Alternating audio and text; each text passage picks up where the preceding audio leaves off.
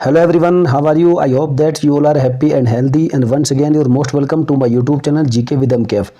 Friends, आज की इस दमदार वीडियो में आपको टोटल 25 प्रश्न मिलेंगे और फ्रेंड्स 25 प्रश्नों में से यदि आपने 15 प्रश्नों को सही जवाब दे दिया तो समझ लीजिए कि आप जीके के मास्टर हो।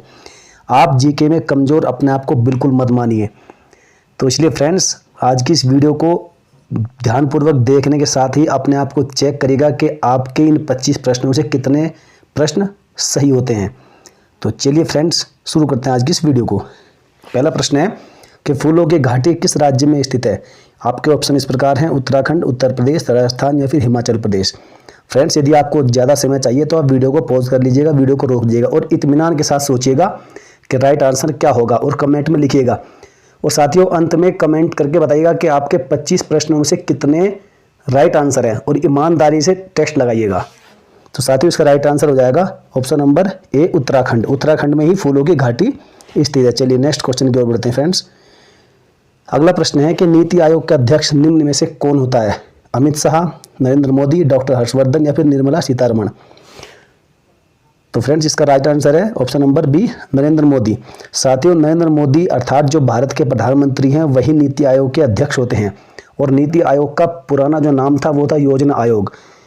जब मोदी सरकार 2014 में आई थी तो इन्होंने आने के बाद नीति आयोग का जो पुराना नाम था योजना आयोग, उसे बदलकर उसका नाम रख दिया था नीति आयोग। और साथियों, याद रखिएगा, जो भी भारत के प्रधानमंत्री होते हैं वही नीति आयोग के अध्यक्ष होते हैं और वर्तमान में है नरेंद्र मोदी। चलिए नेक्स्ट क्वेश्चन, क्वेश्चन नंबर 3 कि भोपाल गैस त्रासदी किस वर्ष हुई थी। फ्रेंड्स, मोस्ट इंपोर्टेंट क्वेश्चन है। यदि आपको इसका राइट आंसर मालूम है तो आप कमेंट करके लिखिएगा। यदि आपको सोचने का समय चाहिए तो आप वीडियो को रोक लीजिएगा। तो साथियों, इसका जो राइट आंसर है वह है ऑप्शन नंबर सी, 3 दिसंबर 1984 को ही भोपाल गैस त्रासदी हुई थी। यह प्रश्न कई बार परीक्षाओं में पूछा गया है। चलिए नेक्स्ट क्वेश्चन। अगला प्रश्न है कि केंद्रीय गन्ना अनुसंधान केंद्र कहाँ स्थित है। लखनऊ में, मुंबई में, कोयम्बटूर में या फिर हैदराबाद में। तो फ्रेंड्स, बताइएगा इसका राइट आंसर क्या हो सकता है। तो साथियों, इसका राइट आंसर है ऑप्शन नंबर सी, कोयम्बटूर, जो कि पड़ता है तमिलनाडु में। तमिलनाडु में ही अर्थात कोयम्बटूर में ही जो केंद्रीय गन्ना अनुसंधान केंद्र है वह स्थित है। ये भी याद रखिएगा फ्रेंड्स, मोस्ट इंपोर्टेंट क्वेश्चन है। फ्रेंड्स, जितने भी प्रश्न आपको यहाँ मिलेंगे बहुत दमदार मिलेंगे। स्पीडी हो या लूसेंट हो या कोई भी बुक हो, उन सब का निचोड़ है साथियों। और हम आपको थोड़े थोड़े प्रश्न करके रोज वीडियो प्रोवाइड कराएंगे ताकि आपकी जनरल नॉलेज धीरे धीरे इंप्रूवमेंट की ओर हो।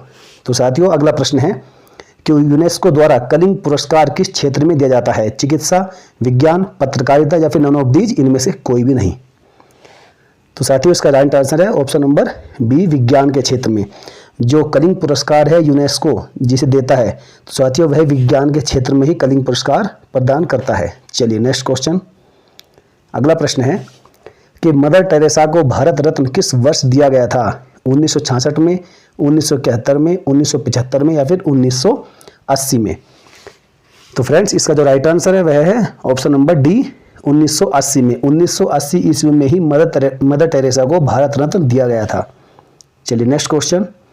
फ्रेंड्स, यदि आपको वीडियो अच्छी लगती है तो वीडियो को आप लाइक कर दिया गया, थम्स अप ठोक दिया करें।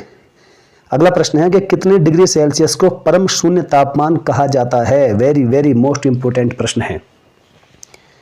-273 degree centigrade, -180 degree Celsius, 0 degree Celsius या फिर -373 डिग्री सेल्सियस। तो फ्रेंड्स, इसका जो राइट आंसर है वह है option number A, -273 degree Celsius को ही परम शून्य तापमान कहा जाता है। वेरी वेरी मोस्ट इंपोर्टेंट प्रश्न है, छाप लीजिएगा। चलिए नेक्स्ट क्वेश्चन, क्वेश्चन नंबर 8।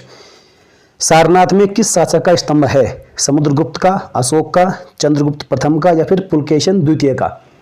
तो फ्रेंड्स, इस प्रश्न को मैं मानता हूं कि आपको इसका आंसर देने में कोई भी कठिनाई नहीं होने वाली यदि आपने थोड़ा भी इतिहास पढ़ा है।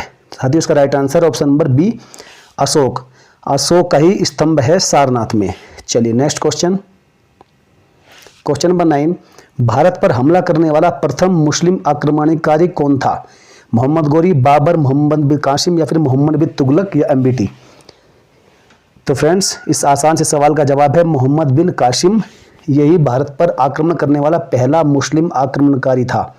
और इसने कब, 712 ईस्वी में राजा दाहिर को हराया था, यहाँ पर आक्रमण किया था। तो साथियों, चलिए याद रखिएगा, मोस्ट इंपॉर्टेंट क्वेश्चन है, ये प्रश्न बहुत बार पूछा जाता है। साथियों लगभग सभी प्रश्न बहुत ही आसान हैं और सभी जनरल क्वेश्चंस हैं। उम्मीद करूँगा कि आप इनका राइट आंसर जरूर देंगे। क्वेश्चन नंबर 10, विटामिन की खोज किसने की थी? रॉबर्ट ब्रुश ने, हेनरी ने, गैलीलियो ने या फिर फंक ने?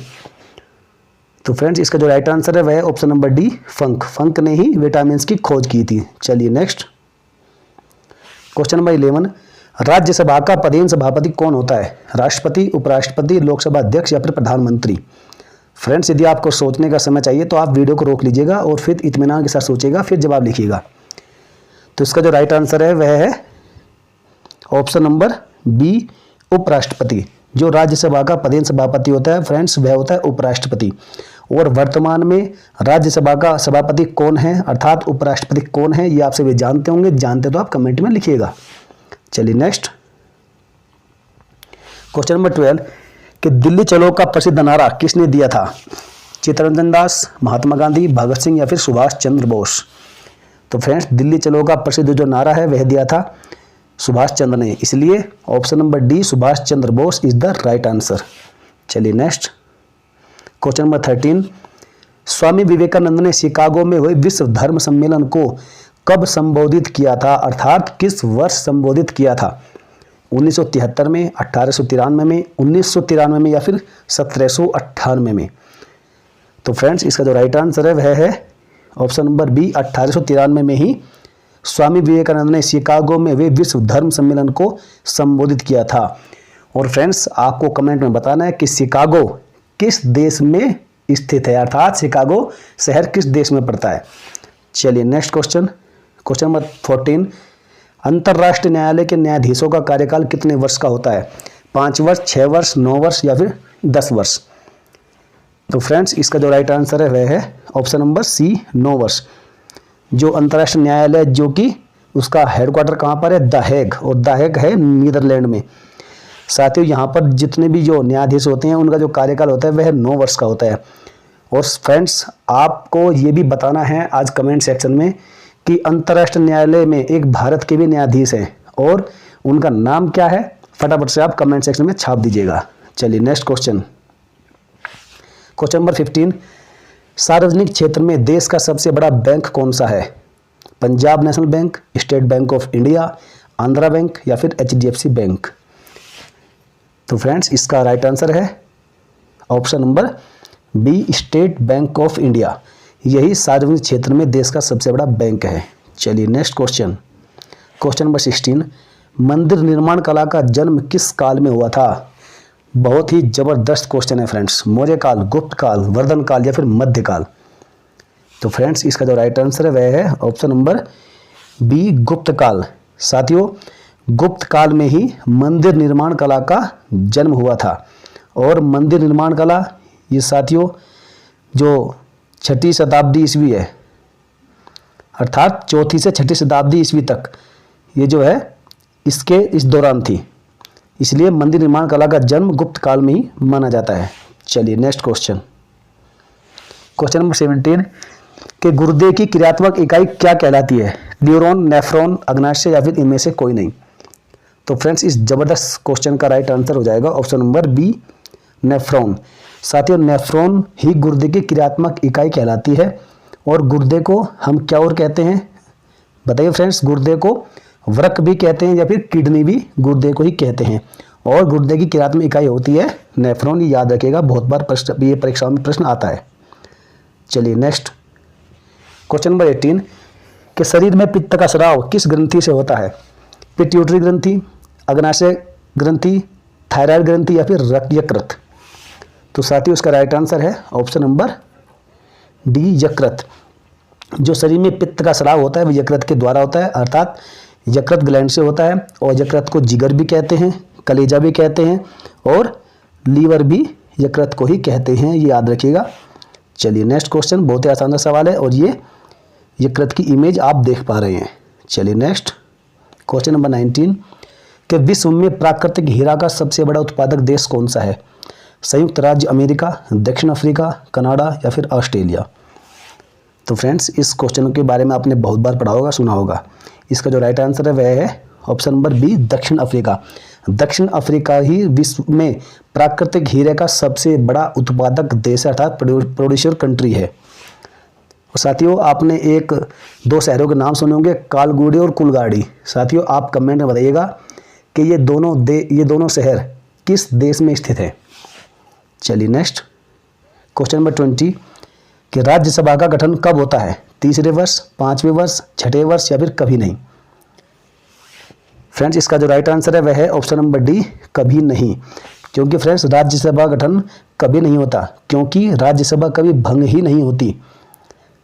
तो साथियों, इसलिए और आपको जानना होगा कि राज्यसभा में जो सांसद हैं वह प्रत्येक 2 वर्ष बाद 1/3 सांसद जो है रिटायर हो जाते हैं, और उसके बाद जो उनका चुनाव है वह चुनाव प्रक्रिया के माध्यम से होता है। निर्वाचन आयोग इसका चुनाव करवाता है। और फ्रेंड्स, आपको ये भी मालूम होगा कि राज्यसभा में वर्तमान जो सांसदों की संख्या है, अर्थात जो अधिकतम सीटें हैं उनकी जो संख्या वह कितनी है? वह है फ्रेंड्स 250 सीटें। अधिकतम जो सीटें हैं राज्यसभा में वह 250 है, और इनमें से 12 राष्ट्रपति द्वारा निर्वाचित होते हैं और 238 ये जो है फ्रेंड्स राज्यों से या फिर केंद्र शासित प्रदेशों से आते हैं। और साथियों, याद रखिएगा आर्टिकल 80, आर्टिकल 80 इसमें जो है राज्यसभा के सांसदों के कार्यकाल का उल्लेख है। ये सभी फैक्ट याद रखिएगा फ्रेंड्स। चलिए नेक्स्ट क्वेश्चन नंबर 21 कि गौतम बुद्ध की मृत्यु 483 ईसा पूर्व में कहाँ हुई थी? वैशाली में, सारनाथ में, श्रावस्ती में या फिर कुशीनगर में। तो फ्रेंड्स, इसका जो राइट आंसर है वह है ऑप्शन नंबर डी, कुशीनगर में। गौतम बुद्ध की मृत्यु हुई थी कुशीनगर में। और फ्रेंड्स, गौतम बुद्ध का जन्म लुम्बिनी नेपाल में हुआ था। इन्होंने अपना पहला जो उपदेश है वह सारनाथ में दिया था। और साथियों, इनको ज्ञान की प्राप्ति हुई थी बोध गया में। और एक प्रश्न यहाँ पर और अधिकतम पूछा जाता है फ्रेंड्स, याद रखिएगा, पूछा जाता है कि गौतम बुद्ध ने जो अपना पहला उपदेश दिया था सारनाथ में वह किस नाम से दिया गया था?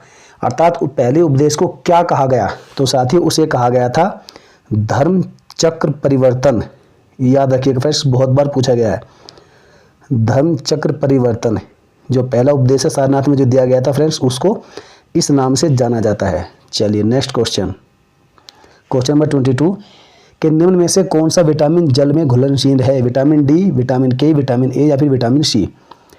तो फ्रेंड्स, इसका जो राइट आंसर है वह तो हो जाएगा ऑप्शन नंबर सी, अर्थात option number D, vitamin C. ये जो है जल में घुलनशील है। और फ्रेंड्स, यहाँ इसकी हम आपको एक ज़बरदस्त आज ट्रिक बताएंगे, आप जिंदगी में शायद कभी नहीं भूलेंगे कि कौन से विटामिन जल में घुलनशील है और कौन से नहीं, अर्थात कौन से विटामिन जल में घुल सकते हैं और कौन से नहीं घुल सकते। फ्रेंड्स, यहाँ छात्रों को बहुत डाउट रहता है, तो इसलिए आज हम आपका डाउट सारा क्लियर कर देंगे। चलिए अगली इमेज पर चलिए इसको समझने के लिए। फ्रेंड्स, ये देखिए, थोड़ा सा ध्यान दीजिएगा, दिमाग लगाइएगा। फ्रेंड्स, हमने आपकी एक ट्रिक बनाई है और ये है कीड़ा, KEDA।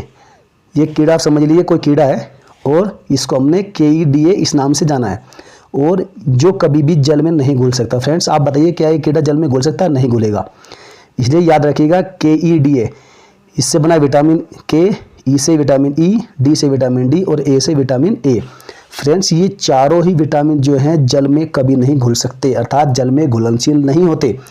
अब इसके अलावा जितने भी बचे जो भी विटामिन, जैसे विटामिन सी हुआ या फिर विटामिन बी हुआ, फ्रेंड्स ये जल में घुल सकते हैं, लेकिन कीड़ा कभी भी जल में नहीं घुल सकता। याद रखिएगा फ्रेंड्स, मोस्ट इंपॉर्टेंट ट्रिक है, आप एक बार ध्यान से पढ़ लीजिएगा, जिंदगी में कभी नहीं भूलेंगे।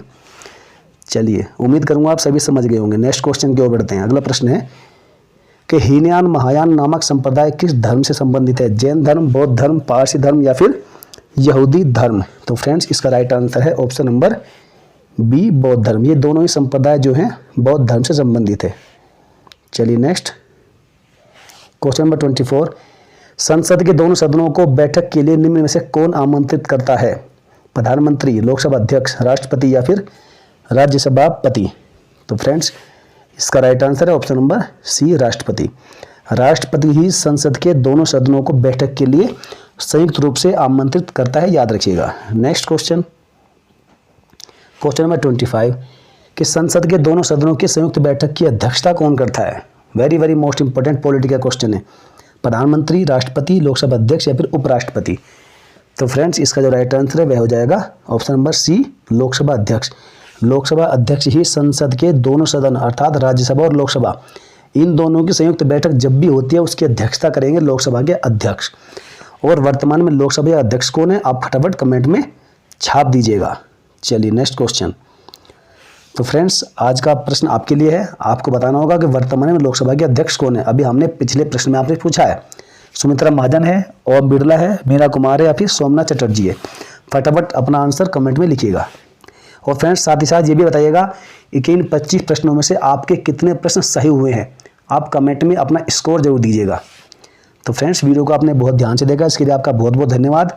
जिस भाई बहन ने हमारे चैनल को अभी तक सब्सक्राइब नहीं किया, सब्सक्राइब करके बेल आइकन को प्रेस कर ले और साथ ही साथ लाइक और शेयर कर दिया करें। और अपने जो भी सुझाव हैं आप कमेंट में अपने सुझाव जरूर दिया करें। चलिए फ्रेंड्स बहुत बहुत धन्यवाद वीडियो देखने के लिए। मिलेंगे फिर किसी नेक्स्ट वीडियो में। जय हिंद, वंदे मातरम।